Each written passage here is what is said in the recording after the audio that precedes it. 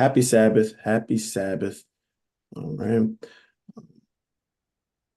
Once again, we want to give, first of all, honor to the Most High God, the Lord God of heaven, that keepeth covenants and mercies with them that love him and observe his commandments. Then to his Son, who is our King, our Prince, our Savior, our Apostle, our High Priest, whom the Most High used to reconcile us back to himself. And then everybody that's with us this Sabbath day, elders, mothers, brothers, sisters, children, even those that will be watching online, as the scripture says, the partakers of the heavenly calling. We thank God for each and every one of you. And those that have not been awakened to the truth yet, we ask that the Most High bestow mercy upon them, that they be awakened to the truth, such as we are. All right. Beloved, we're going to dive right into our lesson for today. Okay. This is a continuation of last week, kind of, right? This is HypoChristian part 2, but it's going to be part 1 because we're going to be dealing with leadership in this HypoChristian lesson. Okay. So this is mainly focused on leadership, but of course this applies to all of us. But this is going to be the first part of leadership, and then I'm going to need another week because there's so much information with it. I'm going to need another week, so we're going to have even a part 3. Okay. All right. So we're going to start in 1 Corinthians, right? 1 Corinthians chapter 5. 1 Corinthians chapter 5.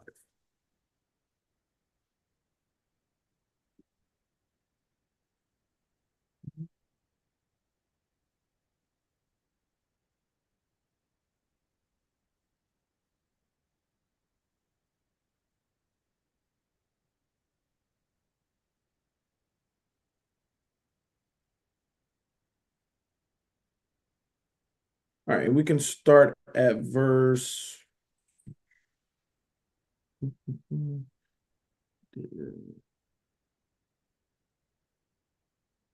right, let's start at verse 10.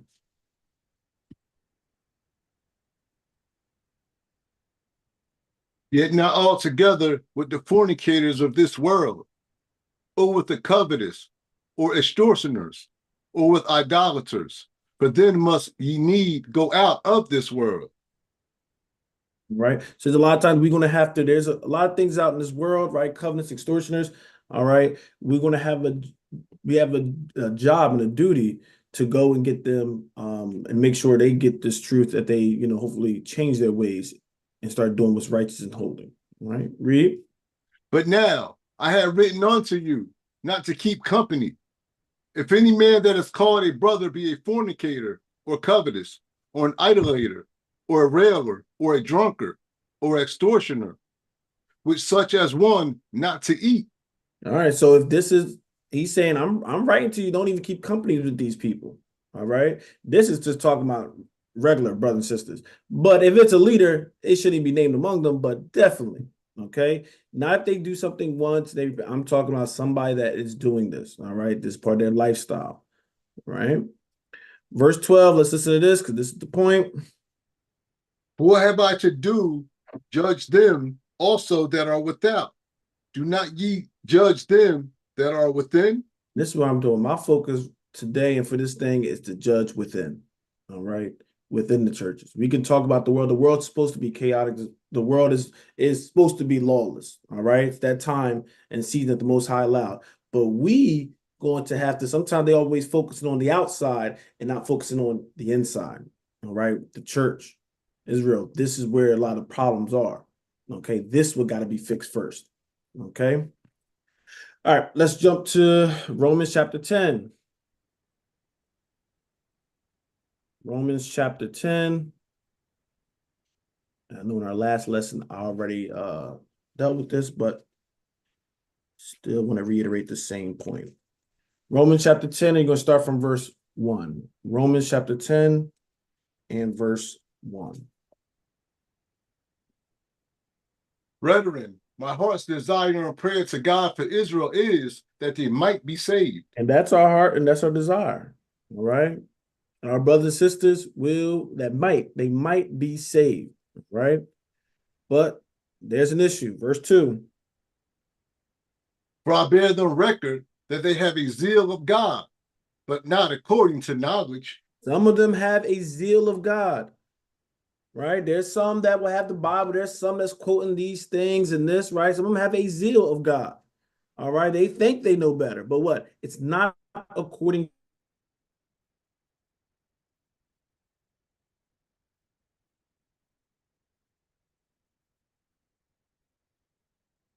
It can be a dangerous weapon and can put you in a strong delusion. Okay. So our zeal needs to be according to knowledge. Right? Give me verse 3. For they being ignorant of God's righteousness and going about to establish their own righteousness, have not submitted themselves unto the righteousness of God. They being ignorant, they not knowing, being ignorant of what? God's righteousness. There is a righteousness of God that many, all right, are not aware of. All right. Some of them are ignorant willingly. Some are ignorant, they just truly don't know. Okay. Nonetheless, the problem is still there. Okay. They are not going to be saved, whether you're doing it ignorantly or just not knowing. Okay. And what they do, they're ignorant God's righteousness, and they're going to, by default, establish their own righteousness. They make up what they feel is right, what they feel God is approving of. They're saying it's okay. All right. So we do not want to fall in this category. Leaders need to not be ignorant of God's righteousness and start establish their own righteousness, their own thoughts, their own ways. All right. But have not what? They need to submit themselves unto the righteousness of God. All right. So this must be done. If you are not submitting to the righteousness of God, full-fledged HypoChristian. Okay. Leader or not. Let's go to Proverbs chapter 29. Proverbs chapter 29.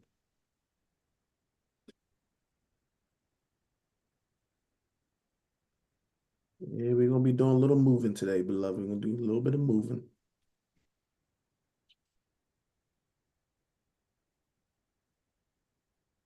$29. All right. Because leadership is important, beloved. Somebody like, well, my leader might be messed up, but I'm still serving God. All right. Let's see. Just because your leader can be a HypoChristian, but you won't be just okay. All right. 29 and verse 12. If a ruler hearken to lies, all his servants are wicked. Hold on, Brother Kyle. You might have read something wrong. If a ruler or a leader hearken unto lies, if they listen, if they submit to lies, how many of his servants are wicked? All. I told you, I don't hate me because I tell you the truth. This word was already established before Michael was even a thought. He says, if a ruler hearken to lies, all his servants are wicked. So some people think they can throw off and say, oh, their ruler, oh, the bad, he's off and everything, but I'm serving God. That don't mess up my relationship with God. No, if he hearkening to lies and you under it, what do you think you hearkening to? Lies. And hearkening unto lies is what? Wicked. All right. Not trying to, well, yeah. I'm personally, when Michael ain't trying to be harsh, trying to hurt him, but I love y'all and I want people to know these things. It's a very dangerous game, and these HypoChristians have been using you and knowing that some of these things in the scripture and going all around it to mess you up. All right. But the truth will reveal it. All right. And show you the difference between light and darkness. All right. Let's get one more verse down here. Give me verse 16. Verse 16. When the wicked are multiplied, transgression increaseth, but the righteous shall see their fall. This wicked is going to be multiplied. It started off with one bad person saying they was called of God. They have their members, and then they start grabbing more people in the sin and this wickedness. Multiply. Now you got a mega church full of what? Wickedness. And the transgressions increase. Why? Because you're hearkening to lies. Then you got other people's hearkening to lies, and then you drawing more people to hearken to lies. But the righteous shall see their fall, because the righteous know they're in a slippery place. The righteous know that this is not going to save you. You are in a delusion. Okay? Now let's go to Job chapter 14.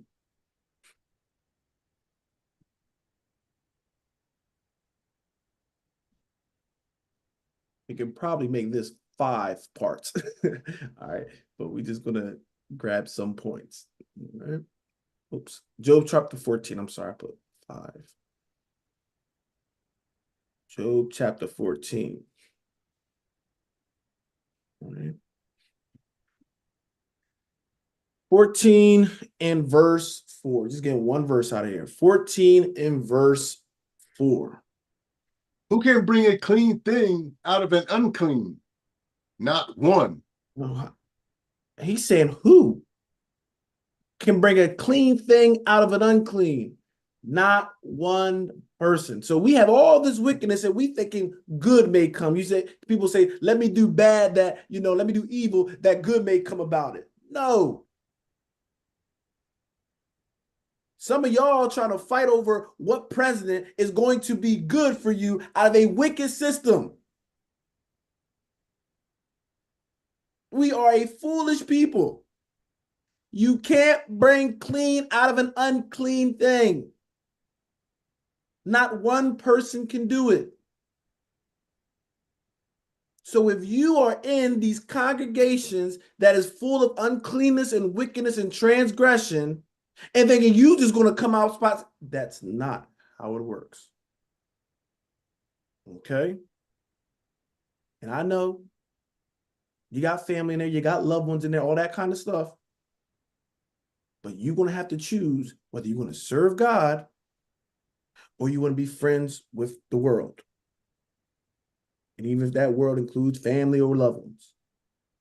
All right, remember what Christ said. Let's go to Hosea chapter 4. Remember what Christ saying. You got to choose him above all that.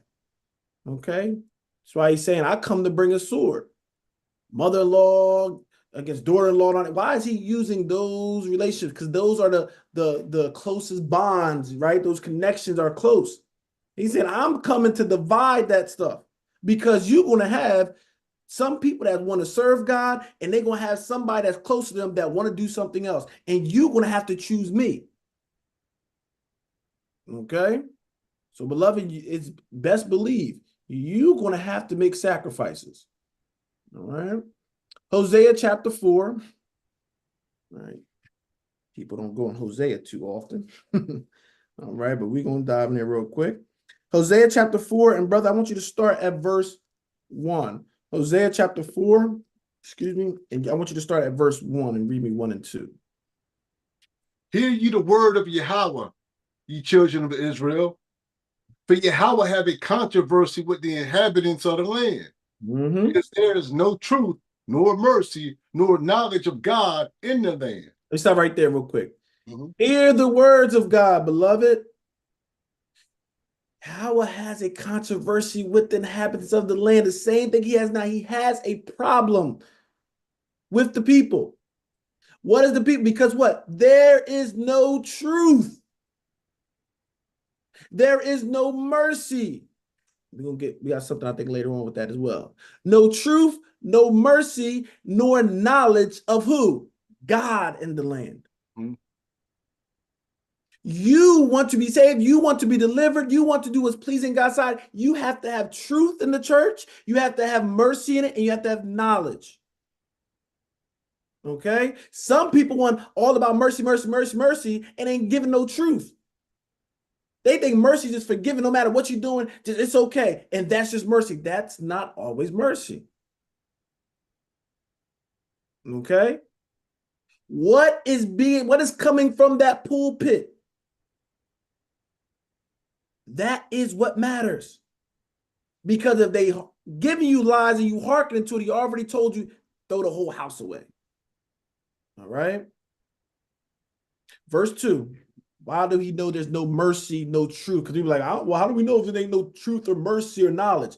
This is how. Verse 2.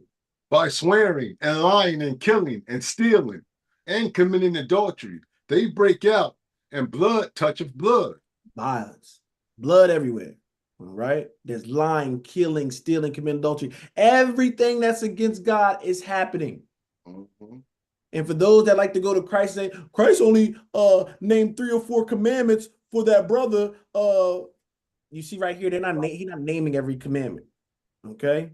Because if you're doing this, you can't. He didn't put the Sabbath, but if you're doing this, can you be keeping the Sabbath holy, beloved? Those that have been here Friday? No. But this is some of the patterns of the Bible. They're not going to spell everything out. But when you are seeing these things happen, he's saying God is not present. Okay? And you see this happening all the time in these places called churches. They're lying from the pulpit, everybody lying, right? Telling you God's supposed to be number one, it's all about truth. Then they're gonna roll in that big old Christmas tree in there, right? Tell you that some obese fat guy is coming through your chimney, right? They tell you that rabbits lay eggs. You got all kind of lies in there. And then you start getting mad at the children for what? Repeating lies. Why do you gravitate to lie? Why are you lying? Because you taught me it. You brought me to a congregation that enforces and pushes and promotes lies. This is why the Most High is upset. Okay? Jump down to verse 6. Jump down to verse 6. My people are destroyed for lack of knowledge. Mm-hmm. Because thou hast rejected knowledge, I will also reject thee, that thou shalt be no priest to me. Seeing thou hast forgotten the law of thy God, I will also forget thy children.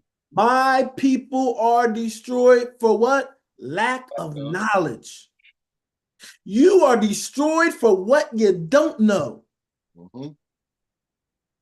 See, you think it's just, we can play games, we can jump around, we can do this, say God and everything. No, you are destroyed because you don't have a certain understanding of the truth. You lack it. You might know about the book, but that's not knowledge just because you have the Bible in front of you. You have to apply the knowledge. You have to understand properly, put it in order. So the people are destroyed because they lack knowledge. And then it explains it. Because thou hast rejected knowledge. Not that knowledge wasn't present. Not that one teaches over another. He's saying you rejected it. You read it, you see it, and said, I don't want to do it. And because of that, he said, I will reject thee. He ain't saying, oh, well, you rejected, but I'm still going to be a loving God. I'm still going to do this. He didn't say that, did he? Because you reject knowledge, because he is knowledge, if you can understand it, he said, I'm going to reject you. You see what this word say, and you want to go against it? Then he's saying, don't you try to come to me. You rejected me. You don't want me. And he says, that thou shall be no priest to me. Hitting the leaders.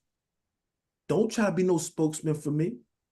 Don't try to act like you're an ambassador for me, like you're a representative of me. He said, you'll be no priest to me. The priest supposed to what? Teach the people. If you got the priest not loving the truth, not teaching the truth, he's like, no, I'm going to reject you. Okay? And he says what? Seeing thou hast forgotten the law of thy God. Forgotten don't mean all the times you don't know it, beloved. They forgotten because what? They're not doing it. When you're not doing it, it's like you forgot it. You forgot it. Don't be like, oh, I know about the Sabbath. I'm just not doing it. Then the words be, you forgot the Sabbath because you're not doing it. Okay? So, seeing thou hast forgotten the law of thy God, I will also forget thy children. See, you don't want to teach the people the law of God. Everybody's trying to destroy it. Everybody's trying to throw it. You're trying to do these things. You want to forget the law of God. He said, I'm going to forget your children. Mm-hmm. This is why we're going through what we're going through. This is why there's so much confusion. This is why we don't know our left from our right. We don't even, it's getting so bad, they don't even know the difference between male and female. Everything is messed up because we have gone away from the law. We have went away from knowledge. So you know what we inherit? Lies. You inherit fables. But it was by choice. Don't blame God. We rejected God. We reject this word. And it's just like it is back then. It's the same thing today. These leaders be knowing stuff. Don't let them all fool you like they ignorant. They know some of this stuff. They just have all ulterior motives to why they're not doing it. Okay. Keep reading verse 7. As they were increased, so they sinned against me. Therefore will I change their glory into shame. They were increased. What we just read in the last passage in Proverbs. When they increase what? The transgression, iniquity, they're going to increase. All right. They will increase, so they sinned against me. All right. And therefore will I change. Listen, I will change their glory into shame. Mm. You were supposed to be leaders of the earth. You are supposed to be the teachers of the earth. Remember how I end the class? You're supposed to be that priesthood, that royal priesthood, that holy nation. He changed that glory to what? All these bywords. You a slave. Now people think, the whole world think, but you just some slave. That's your glory right now. You a slave. You ignorant. You don't know nothing. You learn that language. Oh, you speak well for a colored person. They think of you as fools, as idiots. They want to show they get you. You are the circus. Because we didn't want to be in that position that God gave us.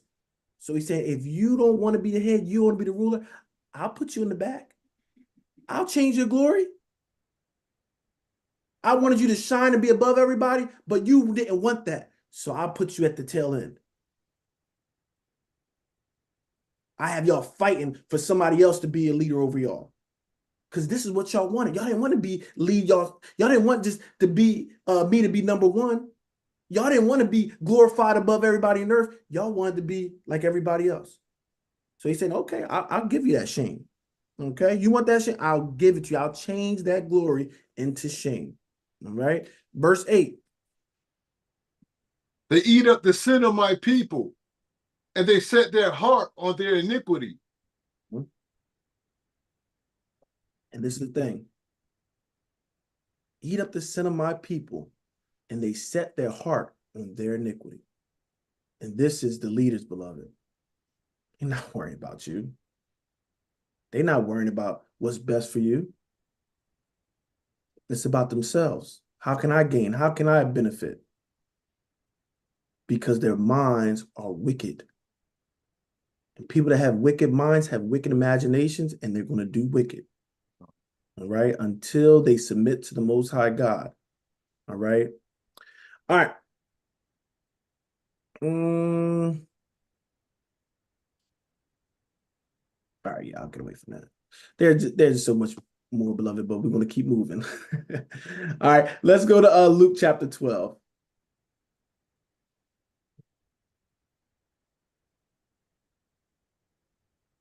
Let's go to Luke chapter 12.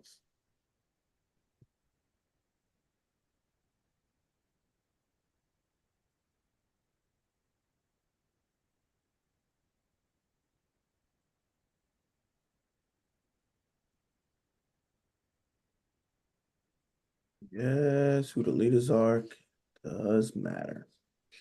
All right, Luke chapter 12. Luke chapter 12, and we're going to start right at verse 1. Luke chapter 12, and we're going to start right at verse 1. In the meantime, when they were gathered together an innumerable multitude of people, insomuch that they trode one upon another, he began to say unto his disciples, first of all, beware ye of the leaven of the Pharisees, which is hypocrisy. Right. Beware of the leaven of the Pharisees. And the Pharisees, you know, they were some of the leaders of a certain sect of the Jews. Okay. Those that what? They were strict to the law. This is where Paul came from. He used to say, listen, y'all want to go with the law. I grew up blameless. He said, I grew up to the perfection of the law. Okay. This is that group. He's saying, but they have a certain leaven. Their leaven is what? They have hypocrisy. Okay? It wasn't that they didn't understand certain things, beloved. They were hypocrites. Okay? This would become very dangerous. There's some people that's ignorant of certain things. An ignorant person can be taught and do better. But when somebody got that spirit of hypocrisy on them, that's a binding thing. That's a thing where you can give them good and they'll turn around and make it, bad or evil. All right? So beware of their leaven of the Pharisees, which is hypocrisy. Verse 2. For there is nothing covered that shall not be revealed, neither hid that shall not be known. Everything's going to be revealed. Okay. Yeah, they seem like they go far, beloved. I always say a lie is very quick, right? Somebody spread a lie, it can go all over the world. The truth is slow. All right. But the truth will walk down a lie. But this is why everybody gravitates to a lie, right? But the truth will walk it out. It'll come and it's going to reveal. All right. For that's why he's saying there's nothing covered that shall not be revealed. The truth will bring it out. All right. Verse 3. Therefore, whatsoever ye have spoken in darkness shall be heard in the light. And that which ye have spoken in the ear in closets shall be proclaimed upon the housetops. What else, beloved? All right. So it might seem small, even these things is truth, but everything is going to be brought out. All right. Verse 3. I'm sorry, verse 4. Verse 4. And I say unto you, my friends, be not afraid of them that kill the body, and after they have no more that they can do. This is very strong, beloved. There's going to be individuals, people get so mad that they want to kill you. Some of us are afraid to leave some of these things. It ain't even death. It's just, I don't want to be uncomfortable. I don't want to lose that relationship. That ain't even what he talking about. He talking about actually they trying to kill you. And y'all think you're going to have all this sympathy because you going to lose out on that best friend you had? You're going to lose out on that sister you had? These people, their life was in jeopardy. All right? Not that little social club they had. I say to you, friends, be not afraid of them that can kill the body. All right? Because there's going to be some death threats. There's going to be stuff happening. He's saying, don't be afraid of that. After that, they no more can do. All right? I mean, they can't do nothing else. The most they can do here is take this. They can kill this carnal fleshly body. All right? But verse 5 saying this is what you need to fear. Read. But I will forewarn you whom ye shall fear. Fear him which after ye have killed have power to cast into hell. Yea, I say unto you, fear him. You need to worry about the one, right, that can kill and then cast you to hell. All right? And that's dealing with a whole different power.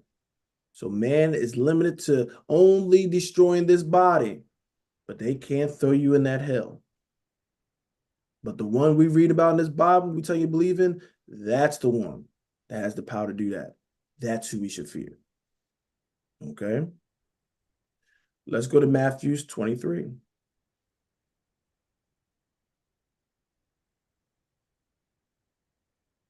Matthew chapter 23.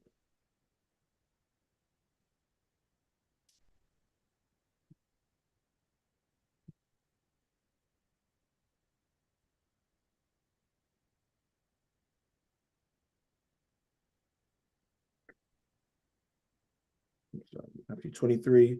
And I want you to start at verse 23. Matthew 23 and 23. Woe unto you, scribes and Pharisees, hypocrites! For you pay tithe of mint and anise and cumin, and have omitted the weightier matters of the law, judgment, mercy, and faith. These ought ye have to done, and not to leave the other undone. So once you scribes and Pharisees, once again, we hear about them a lot. All right. Certain sets of the Jews. Once again, he called them what? Hypocrites. All right. Why are they hypocrites? Why is he saying this? Why is he making that claim on them? For ye pay. Listen what they're doing. They're paying tithes. Okay. They're doing of mint, anas, and cumin. So they're paying their tithes. All right. So they're doing one part, but listen what he says, and have omitted. All right. Y'all are forgetting something. You're not doing something. The weightier matters of the law. You're doing one aspect of it, but you are not doing the weightier matters of the law, which is what? Judgment, which deals with knowledge, mercy, and faith. Now, what's so funny about this, beloved, is everybody, they go to Christ and they say how the law don't deal with what? Mercy. But Christ saying the weightier matters of the law deals with judgment, mercy, and faith. So stop letting people throw their little thing in there, misunderstanding, and put it as the law don't have nothing about mercy and faith involved with it.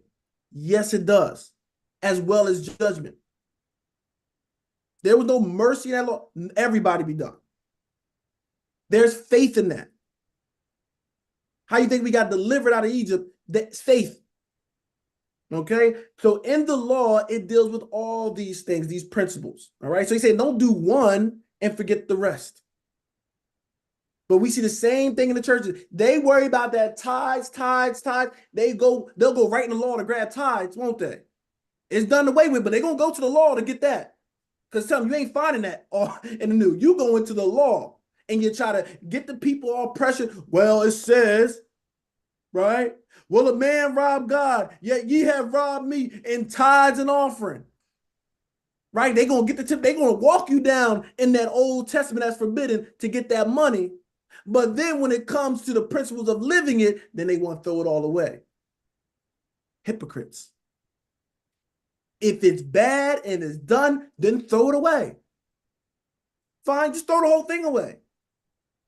But you can't even live the preaching that you preach because you know it don't make sense. But you just want to grab the part that benefits you, and that's why you're hypocrites. That's why the world, a lot of these buildings, I don't want to call them churches, these buildings are just filled with HypoChristians, congregation of HypoChristians. All right? Keep reading. 24. Ye blind guides, which strain at a net and swallow a camel. Are you blind? Y'all don't see? Straining at the gnat, but then you're going to swallow a camel. Go ahead. Woe unto you, scribes and Pharisees, hypocrites, for ye make the outside of the cup and of the platter, but within they are full of extortion and excess. Read that one again. Come. Woe unto you, scribes and Pharisees, hypocrites, for ye make clean the outside of the cup and of the platter, but within they are full of extortion and excess. This is what HypoChristians focus on. They want you to put all the focus on what? The outside. They're putting all their effort on the outside. One of the biggest, right, things to mess people up is trying to what? You give them a facade, right? If I make the outside good, they're not even realizing what's in the inside, right? You got people that sell houses. This is why they have inspections, right? This is why you get inspected before you buy a house. Because they'll make all the outside, they'll fix up the outside, and you got big problems in the inside. Your foundation can be done. It can be a hazard on the inside. But you so caught with the outside that you think everything else is good. So these hypocrites are going to focus everything on the outside, how they present themselves. This is why they have to have, and nothing wrong with looking nice, beloved, but they're going to put all their focus on that, and you look at them with their suit, and they speak so proper, and their hair right, and you say, man, they got to have the Spirit of God. But this is what Christians do. So he's saying, They got the outside. They want to make sure that's clean. They want to appear a certain way. But within is full of what? Extortion and excess. Their insides is the wickedness all in them. But they just want to put on that makeup, right? They want to cover up those blemishes so they appear beautiful. And this is how they captivate. All right? You're supposed to judge the congregation on what truth is being presented. But if I can invest in a nice building, I can invest in how it looks in there, give you the right music, give you this, give you these kind of work, and you'll be so captivated, you forget what you came there for. And if you don't have, this is why the Most High tell you what Christ was saying, what? Don't judge after appearance of things. Judge righteously. Because the appearance with these natural eyes can throw you off.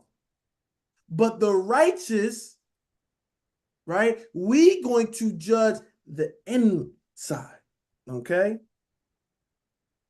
So this is something very, very important for us to know. We have to judge within. Okay? What is the spirit of that person? Some people get in this pulpit they get in there for all kinds of reasons. They want to be teachers for all kinds of reasons. Some of them want to be a power trip to be able to tell people what to do. Some people doing it for financial gain, to rob you. Some people doing it because they want to get a mate or get a million of them. People have all kinds of ulterior motives. This is why you need to be very particular on who the leaders are. Okay? Just because they open the Bible and read a scripture, don't make them a preacher or a pastor. Right? They could be a HypoChristian. All them HypoChristians got a Bible. All right? Let's go. Let's keep going. Verse 26. Thou blind Pharisees, cleanse first that which is within the cup and platter, that the outside of them may be clean also. What he's saying first thing you do is what? Clean the inside. Repenting is about what? Cleaning the inside. Repent for the deeds you have done. Don't worry about nothing else. Don't worry about this. First seek ye the kingdom of God. It has to be a change within. And beloved, if you make a change within, it's going to reflect on the outside. But you put the focus all on the outside and not change within, doesn't matter. All right? It's going to be beautiful firewood for the hellfire. All right? So change, clean that's what's inside. Verse 27. Woe unto you, scribes and Pharisees, hypocrites, for ye are like unto whited sepulchres, which indeed appear beautiful outward, but are within full of dead men's bones and of all uncleanness. I'll see what Christ's saying. Oh, loving Christ. Right? This lamb that's so nice, he wouldn't hurt a blade of grass, how they made him. He called them hypocrites, saying, you are like whited sepulchres. All right, like graveyards, beloved. He's saying y'all gonna make them all beautiful on the outside, but realizing in the inside, all they do is contain what? Dead bodies and uncleanness. This is what the churches have turned into. They make it all beautiful on the outside. Everything look nice and perfect on the outside. But all they are is a congregation for the dead people. You come in there to die, and that's it. The sepulcher has no place for the living. It's a place for the dead. This is why the wicked are attracted to it. They draw you into it. But with the Spirit of God, his preachers what? Trying to call you out. Like Christ called out Lazarus, come forth, come out of them, my people. All right? So he's saying it's full of dead men's bones and all uncleanness. And this is what we got in the church.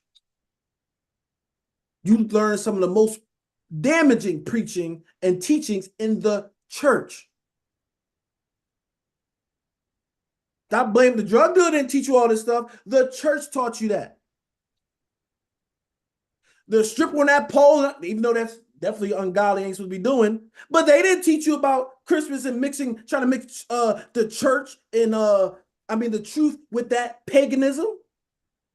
No, that was the church that taught you that. The church taught you to lie. The church taught you to commit adultery. The church teach you all those things. This is why he's talking about they have you can actually make somebody twice as worse as before. And I used to say, how can that be? If they in the world, how can they hear about this Bible and truth and they become worse? Because outside, they understand they bad. For the most of the drug dealer, no, he ain't doing what's right. He ain't righteous. The sisters that's doing things, for money, they know they're not doing what's right. They even have that kind of sense. Mm-hmm. But then when they come into these false churches, what do the preacher and them tell them? Oh, no, God ain't worried about that. Let them judge you for that. We all sinned. We all did this. This is why Christ came on. No, we all right. It's all right. He forgave you already for that. This is what the church do. So instead of some of them coming out of that lifestyle, crying out, repenting, and saying, Lord, forgive me, and doing what's right now, a lot of them saying, well, I guess I'm not that bad. And you start getting them, well, don't let nobody judge you. You know what? Now when they saying this, who are they to judge me? We all messed up, so why they judging me for what I'm doing? See, the church give you that kind of confidence. The so-called churches give you that confidence to be in wickedness. That's twice as bad. It's bad. The world, sometimes it's easy to convert them. They don't have all that, sometimes them idols and stuff that the church put in your mind. Who fights when you give them some of the scriptures? It be the HypoChristians. Some of the ones that don't go to church, they be like, oh, well, it does say that. 7th-day Sabbath, look, 1, 2, 3, 4, 5, 6, 7. 7, yeah, you gotta keep it holy. Yeah, it does say that. Yeah, why are we going on the first day? See, that pastor, you always say your pastor. You say they never can get you the truth. They start giving you what? Regurgitating what their pastors said. See, the lies and the wickedness is why I don't stop. But you got to get out of that and get to what God has told you to do. All right, let's keep going. Verse 28. Even so, ye also outwardly appear righteous unto men, but within you are full of hypocrisy and iniquity. Up, doctor, reverend, apostle, so and so. You got all these titles and all these kind of things so they can appear righteous to who? Men. Okay. But in the inside, they feel a what? Hypocrisy and iniquity. Don't be fooled, beloved. Do not be fooled. Keep reading. Verse 29. Woe unto you, scribes and Pharisees, hypocrites, because ye build the tombs of the prophets and garnish the sepulchres of the righteous, and say, if we had been in the days of our fathers, we would not have been partakers with them in the blood of the prophets. Now you hear people say that. Oh, if I was in Moses' time, I wouldn't have did this. If I was in Isaiah's time, I wouldn't have did this. Oh, if I was in Christ's time, I wouldn't have denied them. Yes, you would have. The same, what you're doing now is what you would have did in those times. If you ain't cutting off family or whatever wicked person you with to serve God, you're going to do the same thing then. But you see how Christ saying, it ain't nothing different. You just like your forefathers and foremothers. They saying the same thing. If I was in that time, I wouldn't have did that. Okay? Read that verse again, Brother Kai. The Bible got it all, beloved. Woe unto you, scribes and Pharisees. Give me verse 30 again. Okay, so. And I say, if we had been in the days of our fathers, we wouldn't have been partakers with them in the blood of the prophets. I wouldn't have killed the prophets. I wouldn't have rejected them. I would have served God because I just love him. I just love God. All right. Verse 31. Wherefore ye be witnesses unto yourselves that you are the children of them which killed the prophets. You be witnesses of it. All right. And you are the children of them that killed the prophet. You just like your mommy and daddy that was doing it. Okay? You want to figure out what you were in those times, figure out now. You want to figure out your mother and father was in those times, you reflecting the fruits of it. Okay? I wouldn't have been like Cain. I wouldn't have yes, you would have. Some of you jealous and envy of other people that flourish and have gifts of God. You just like Cain. You did the same thing. You just ain't gonna pick up a rock and probably pop them over the head or anything like that, but you'll tear them down. You'll kill them with your mouth and your tongue. Right? Spreading the lies and all these things. You do the same thing. Okay. Verse 32. Fill ye up then the measure of your fathers. Mm-hmm. Ye serpents, ye generation of vipers. How can ye escape the damnation of hell? Boy, it is. Christ is going hard, ain't he? little rough, ain't he? He said, you fill it up. Oh, you complete exactly what your forefathers did. Those ones that was killing the prophets. Oh, you just like them. You ain't even 1 ounce short. No, you fulfill it to the T. Say you were serpents, you generation of vipers. How can you? How can you escape this kind of damnation of hell? You don't even understand where you at. And how you are right now, you can't escape the judgment that's going to happen. Verse 34. Wherefore, behold, I send unto you prophets and wise men and scribes, and some of them ye shall kill and crucify, and some of them shall ye scourge in your synagogues and persecute them from city to city. He's saying y'all doing the same thing now. You saying you will listen to me and you will be like this, right? I'm different than my forefathers. I will accept the truth. The truth is being presented. He said, I'm sending out prophets. I'm sending out teachers. I'm doing these things. But y'all going to kill and crucify them. Y'all going to badmouth them. Some sad people, they think they holier than thou. You like, I just want to serve God. Oh, here they go. They don't eat pork. Oh, because God told them not to. Yeah, but God, they don't know that God made everything clean, everything. They crucifying you now.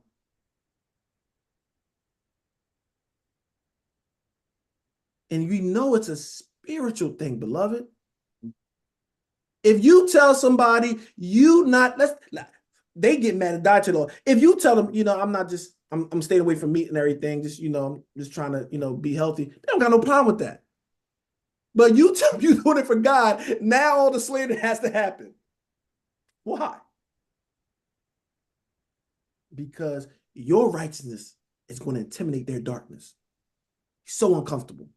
See, when you're doing it for nothing, it don't matter, right? But as soon as you put God in it, now something is in them that have to just kind of get up and awaken and feel like they got to attack you. And you start thinking, what did I do? But this has always been the odds that happen, beloved.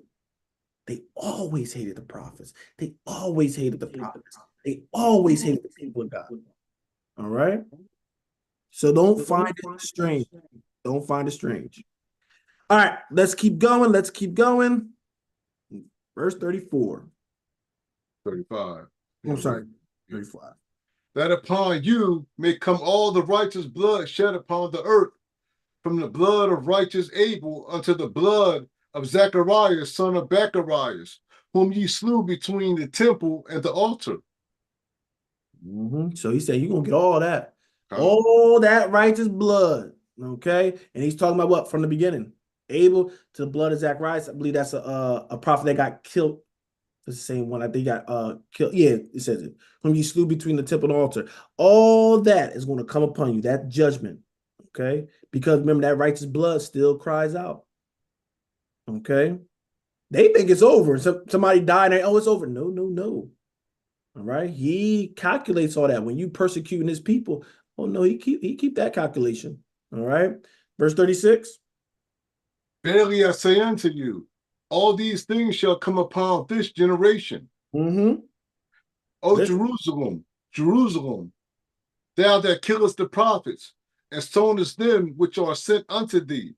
How often would I have gathered thy children together, even as a hen gathereth her chickens under her wings, and you would not? All day. He's saying, y'all just keep killing the prophet. Y'all just keep killing my messengers. All right. How long shall I gather you as a hen gathers chicks? And I want y'all to know, beloved, because I had this experience. I had a hen with chicks. All day, that is all they do from the waking to going down is calling their chicks under them. Because all the chicks go out and do is try to run out and they just going into danger. And the hen is just trying to make this noise and try to gather them back all day. That's her job. Christ is saying all day, we're trying to gather Israel together, trying to gather his people together. That's all he do. This is why he's sending. How's he doing it? By sending the prophets, by sending the teachers. This is how he's trying to gather the people of God. But y'all just keep killing them. Because y'all love the lies. You love the wickedness. Okay?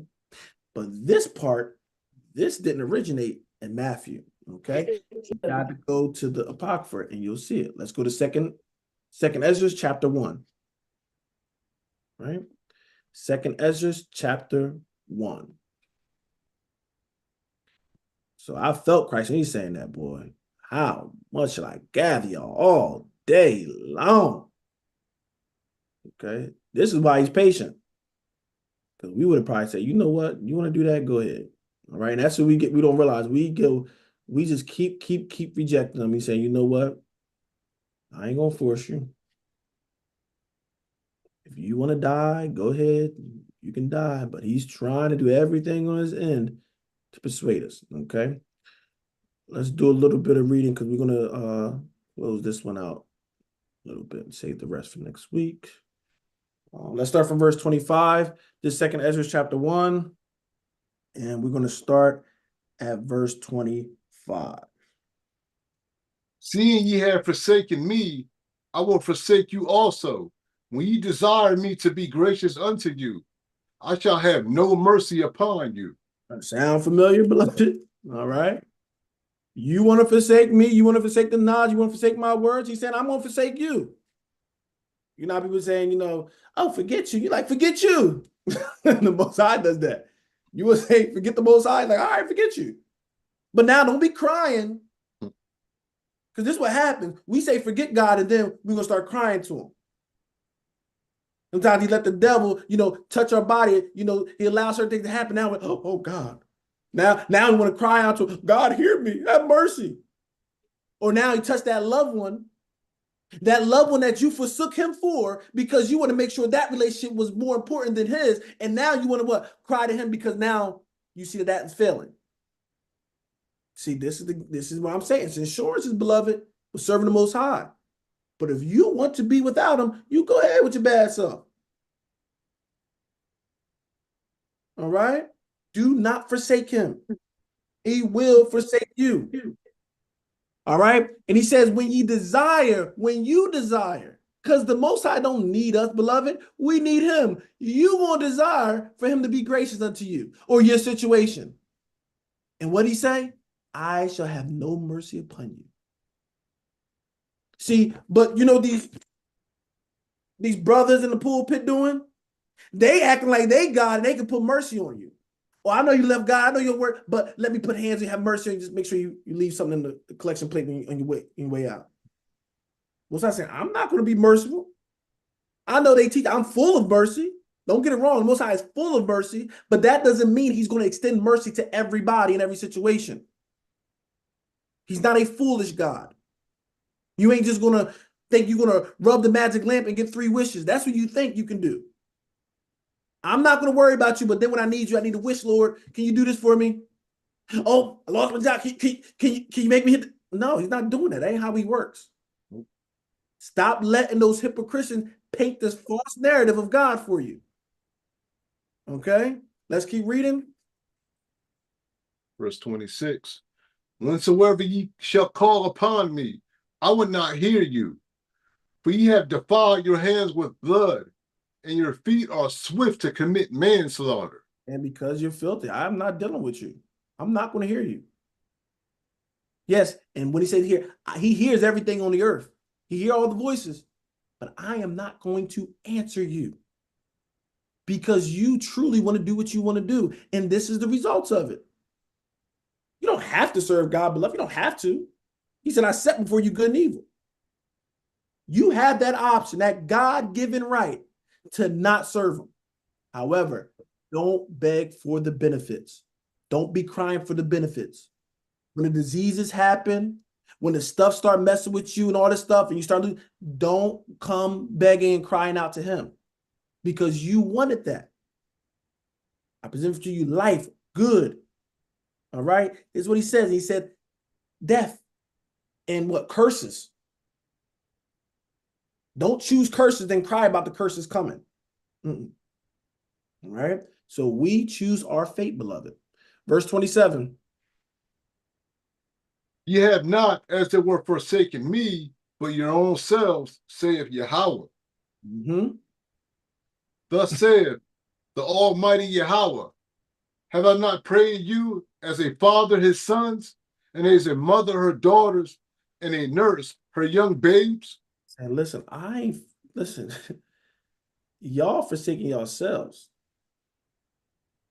All right? That's what we do. And Jonah, Jonah talks about that. Those that observe lying vanities, okay, they forsake their own mercy. You want to listen to these lies, right? These passages telling you whatever. You want to listen to that? You're going to forsake your own mercy. The Most High is saying you got to repent and turn to him, and then he can start dealing with you. But if you don't want to do that, you want to do everything around it. I don't want to change my ways. I just want to keep doing what I'm doing, but I'll throw a few extra dollars. That's not going to do it. And a lot of us has been taught and conditioned to see how much can I do and still be considered saved and righteous? How much can I do but still hold on to and still make it in? That's the mindset. And we think that's okay. Nah. There was an old church song. He says, 99 and a half won't do. He needs all of it. He don't want 99 and a half of your heart. Because that 0.5 is going to, believe me, that 0.5 can work. He wants the whole thing, beloved. Either you're a servant or you're not. Either you're righteous or you're not. All right? Beloved, there's no somewhat. All right? The church is trying to put it like you could be. Can you be somewhat pregnant, sisters? Either you're pregnant or you're not. There's no middle ground. We have to make a choice, beloved. Let's keep going. Let's keep going. But that's why I'm saying the church has made all these different rules, definitions, gray areas. There's no such thing. Okay. What verse we at, brother? 29. All right. That you would be my people, and I should be your God. That you would be my children, and I should be your father. He's saying, look, he giving us this relation so we understand. He said, I pray for you like a father prayed for his son, as a mother or daughter, as a nursing her young babes. Always constantly worried about them, wanting the best for them. He said, this is what I did for my people. That I can be acknowledged as your God, that I can be your God. I want to protect you. I want to heal you. I want you to live good. I don't want you to have worries. All right? Verse 30. I gathered you together as a hen gathereth her chickens under her wings. But now, what shall I do unto you? I will cast you out from my face. You don't see that part. Christ's like, listen, it's like a hen gathering under the wings, but it says what? What shall I do now? You don't want to listen. You don't want to be gathered under my wings. You don't want to be under the shadow of the Almighty. What should I do? It's only one thing. I'll cast you out from my face. I ain't going to force you. I ain't going to put you in a headlock and make you serve me. I'm doing everything to compel you. I'm sending my prophets and my teachers to say, look how good God is. But some people say, I don't want to deal with that. I don't care. All right, so you can cast them out your face. Verse 31. When ye offer unto me, I will turn my face from you. For your solemn feast days, your new moons, and your circumcisions have I forsaken. Let me just hit on this while we're there, right? When ye offer unto me, I will turn my face from you. So we will offer things, beloved, and he will accept it when we're doing right. But the whole context is what? We rejecting God. What he says, if you don't want to deal with me, I won't deal with you. So some people were rejecting God in their everyday life, just like people reject God even on the Sabbath. You reject them 6 days out of the week, and in the Sabbath, you want to throw this offering and think he's just going to be, oh, I love that. Thank you. Let me take that in. So no, you reject me. When you offer, he said, I'm going to turn my face from you. And what? For your solemn feast days, your new moons, and your circumcision have I forsaken. Because you think you're going to do one thing and not the other. Okay? Yes, our forefathers will be doing wickedness and thinking they keeping the feast days holy. They're keeping the Sabbath holy. These new moons holy. Their circumcision is right. This is what Paul is getting at. Y'all think you benefit because you circumcised. But he said if you live in wicked, it's like your circumcision is nothing. It's like you got the foreskin back on there. He ain't getting that from nowhere. He's what? He's been taught from a master of the law. But these hypocrites not understanding and not trying to seek out God's righteousness, but establishing what? Their own righteousness. Start establishing, well, you know what Paul's saying, don't matter about circumcision. That ain't what he's saying. Saying if you don't want to do everything, then don't think the little things that you do matter. If you don't want to serve God, don't matter of these little things you're doing. You can pay all. You don't have to pay 10% of your tithe. You can pay 50%. You can pay 90%. That's not going to get you in the kingdom if you're not doing all that he required you to do. But we looking around and we thinking, because the church is saying, well, as long as you have a good heart, you mean well, you're good. No. If you mean well, you'll do well. All right? This is why he's saying, you will know the tree by the fruits it bears. It's not even a hard concept. You're going to know the tree by the fruits it bears. If the tree is producing oranges, what kind of tree is it? Orange tree. If it's producing apples, what kind of tree is it? Apple tree. If it's producing pears, what kind of tree is it? Pear tree. You literally know the tree by the fruits. But you go into these churches and they tell you, well, I know it's producing apples, but that's an orange tree. You get that in the church. Well, I know they doing the things of God, but they not righteous. They not holy. What? They will tell you because you're doing the things of the Bible and you think that's good. Well, that ain't what God wants. I know you found the Bible, but you got to understand it's something bigger than that. See, that's where the confusions come from. This is where the wickedness happens. All right? That's what the old folks saying, don't pee on me and call it rain, right? But that's what the church is doing. And because you so blinded, you think it is rain. All right? All right, brother. What verse you at? Verse 31. Mm-hmm. When ye offer unto me, I will turn my face from you, from your solemn feast days, your new moons, and your circumcisions have I forsaken. I sent unto you my servants, the prophets, whom ye have taken and slain, and torn their bodies in pieces, whose blood I will require of your hands, saith Yahweh.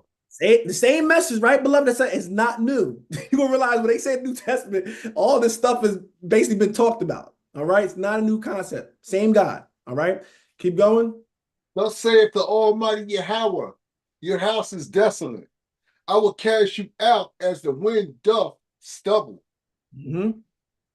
And your children shall not be fruitful, for they have despised my commandment, and have done the thing that is an evil before me. Same thing, same problem we're dealing with. Read. Your houses will I give to a people that shall come, Mm-hmm. which not having heard of me, yet shall believe me, to whom I have shewed no signs, yet they shall do that. Yet they shall do that I have commanded them. That sounds like one of Paul's writings. Where he got it from? Because I know you want to destroy the older prophets and all that stuff, but your favorite guy is using all these as his sources of his teachings. Telling you, Paul, you can just go and you can find Paul's sermons right in the scriptures. All right. Let's keep going. What that was verse 35. Give me 36. Let's get out of this one. They have seen no prophets, yet they shall call their sins to remembrance and acknowledge them. So they ain't seen no prophets. They're going to run across and see some things and what?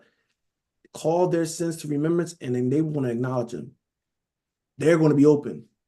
We messed up. We went against you, right? But that's supposed to be us, beloved. People supposed to be, to the forefront of doing that because we know better. All right. Let's go. Where we at you first? All right. I'll give y'all one more, and I'll save that verse somewhere else. Let's go to Numbers 24. 13. Just one verse, and this is his name Balaam, right? And this was a brother that was hired to curse Israel, okay?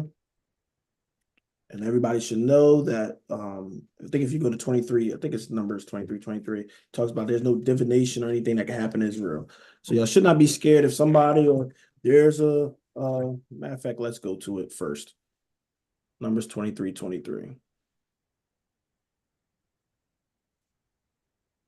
There's a power in knowledge, beloved. All right. Numbers 23, read that first, Brother Kai. Surely there is no enchantment against Jacob, neither is there any divination against Israel. According to this time, it shall be said of Jacob and of Israel, what have God wrought? So you cannot enchant us, and divination dealing with, we deal with that witchcraft and all that stuff. That's what this is dealing with. All right. He says, surely there's what? No enchantments against Jacob, neither is there any divination against Israel. Okay. Don't have to worry about that stuff, beloved. That stuff going to hit you when you start getting out of the will of the Most High. But if you're being righteous, you do not have to worry about somebody trying to curse you. It cannot happen. If you're worrying about being cursed by somebody, you might be because you don't understand that you can't be it and you're already out the realm. All right. But if you're doing righteous, you do not have to worry about that. So somebody can roll up in the church, do all this kind of charade, right? Try to act like they summoning some spirit, and I'm getting a spirit, and you're going to be cursed by. No, won't happen. So you never have to be worried about something like that, beloved. Okay. All right. Numbers 24, and we just gonna do this one verse, and then we can call it a day for today. All right. I'm saving the rest for next week. 24 and verse. Right. So verse 13, like I said, he is go to verse 10 first, just so they can see what is happening. I can't get the whole story. And Balak's anger was kindled against Balaam, and he smote his hands together, and Balak said unto Balaam, I called thee to curse my enemies, and behold, thou hast altogether blessed them these 3 times. Balak's angry because he's like, I hired you to curse them. All right. So apparently Balaam was doing stuff where he had a reputation where he can curse people or curse nations. And Balak's trying to get him to curse Israel. But he said, every time you curse them, you trying to curse them, you actually blessing them. What is going on? I paid you to curse them. Once again, beloved, if Israel, we are doing right, you do not have to worry about this stuff. All right. I know the church and all that stuff, they throwing all this stuff in here. That's why I say you listen and yield to all these HypoChristians. But the Bible told you don't even learn of their ways. But you got to know all this stuff. And this is why you lost, and this is why you messed up and exposing yourself to this. We never have to worry about that. Okay? Don't matter what they are, because they are not bigger than your God. But you think they're bigger than your God and they can overrule something with your God. No. Okay? So even though they're paying them to do it, I don't care what they was doing, and even if he was cursing the nation, it wouldn't happen to Israel. Okay? Every time they try to curse, it was a blessing. And God's showing that he's in control. Now let's go down to verse 14. Because even though he's doing this wicked thing of trying to curse Israel, he shouldn't be trying to curse them at all. Listen to what he's saying. Because he still can, sometimes people can be off, but sometimes they can speak a truth. Okay. But listen to this verse, what verse I just said? 14. 14. Yep. Is that 14? No. No, go give me 13 with the 14. I'm sorry. Verse 13, I meant. Sorry, beloved. Last verse. If Balak will give me his house full of silver and gold, I cannot go beyond the commandment of Yahweh to do either good or bad of my own mind. But what Yahweh saith, that will I speak. A little bit messed up trying to curse the people of God, but listen to what he said. Balak, you can give me everything you got. And Balak have riches. You know what I mean? It ain't like some broke person trying to do it. All right. Dealing with kings and everything. Got a lot of money that we wouldn't get to, beloved. All right. But he says what? If you gave me everything, a house full of silver and gold, he's saying, I cannot go beyond what? The commandments. He even knew that. Whether I'm going to do good or bad, I can't go beyond the limit that God will give. And this is something we need to keep in our mind, beloved. You can't go beyond the word of God. And what's happening in the churches, they trying to go above it and thinking they have authority over it. Okay? But beloved, one thing, it don't matter if gold and you give them all the money in the world. All right? Teachers should know it ain't nothing that you can give me that can change these commandments and what the Most High put in place. So we'll end it there. All right? We'll end it there. And next week, we'll continue on HypoChristian and dealing with the leaders. All right? We still got a lot more to knock out. All right? But we'll end it there. Those online,